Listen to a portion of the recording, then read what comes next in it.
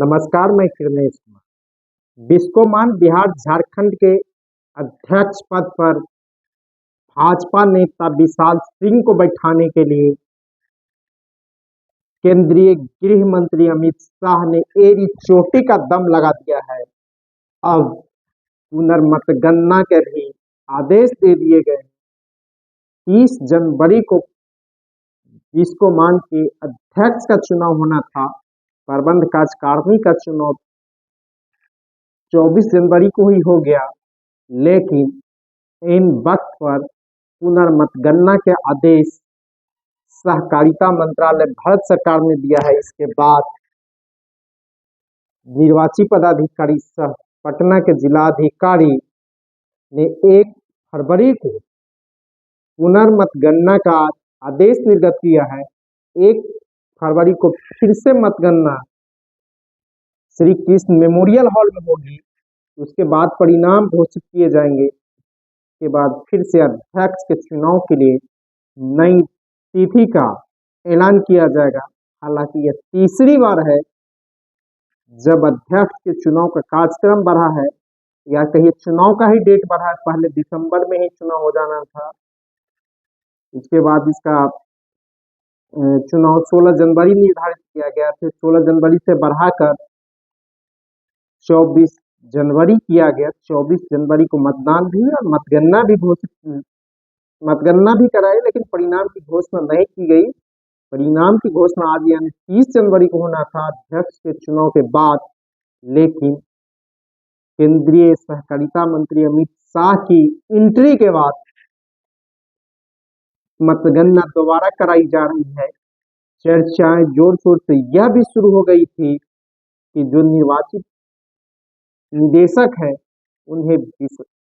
उन्हें ईडी की धमकी भी दी जा रही है। इस 17 सदस्यीय प्रबंध कार्यकारिणी के जो 24 जनवरी को चुनाव हुए, इसमें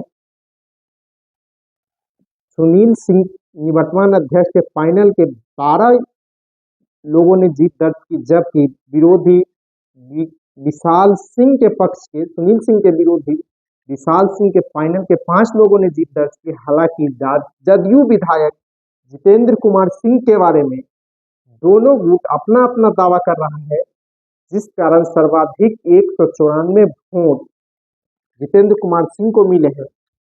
अगर निर्वाचित निदेशकों को देखा जाए तो सुनील सिंह के गुट से वंदना सिंह, जो सुनील सिंह की पत्नी है, सुनील कुमार सिंह, हीरा प्रसाद सिंह, विनय कुमार, राम कलेवर सिंह, पार्थ कुमार यादव, रमेश चंद्र चौबे, अभिजीत कुमार, मधु प्रिया, शाही कलाम, महेश्वर पाहन ने जीत दर्ज की है।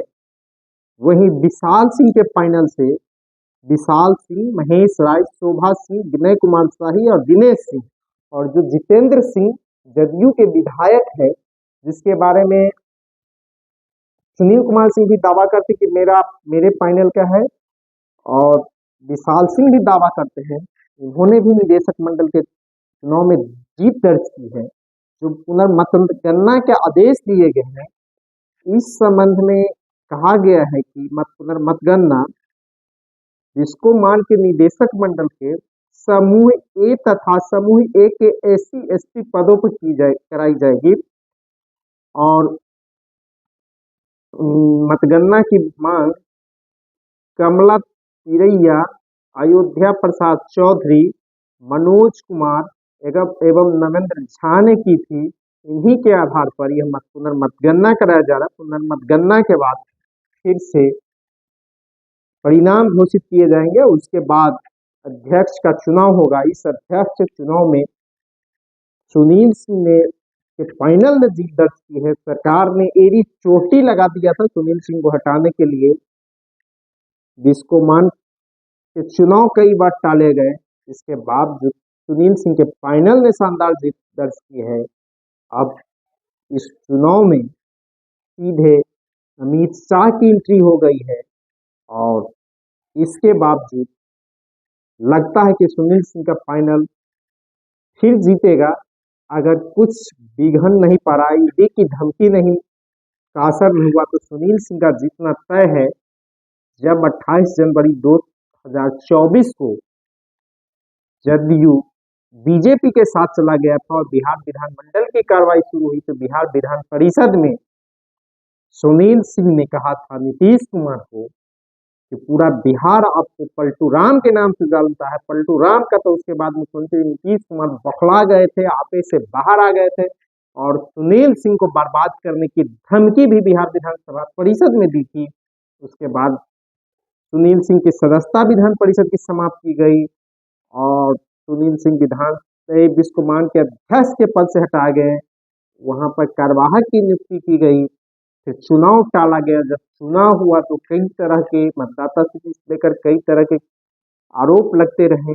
कहा जा रहा था सरकार पूरी तरह हस्तक्षेप कर रही है। चुनाव के दिन 24 जनवरी को राजद के विधायक भी मार खा लिए। झारखंड से कुछ आए थे राजद के विधायक, उसको भी मार लगे। दोनों पक्ष में श्रीकृष्ण नुमई हॉल में जमकर मारपीट भी हुई थी। इसके बावजूद जिसको मान निदेशक 17 सदस्यीय निदेशक मंडल के चुनाव में बहुमत सीट सुनील सिंह ने जीत दर्ज की है और अब केंद्र सरकार के हस्तक्षेप के बाद पुनः मतगणना के आदेश दिए गए हैं। मतगणना की पूरी तरह वीडियोग्राफी कराई जाएगी, सीसीटीवी के निगाह में कराई जाएगी। इसके बाद भी कुछ गड़बड़ियां नहीं होती है तो सुनील सिंह का फाइनल का फिर से जीतना लगभग तय माना जा रहा है।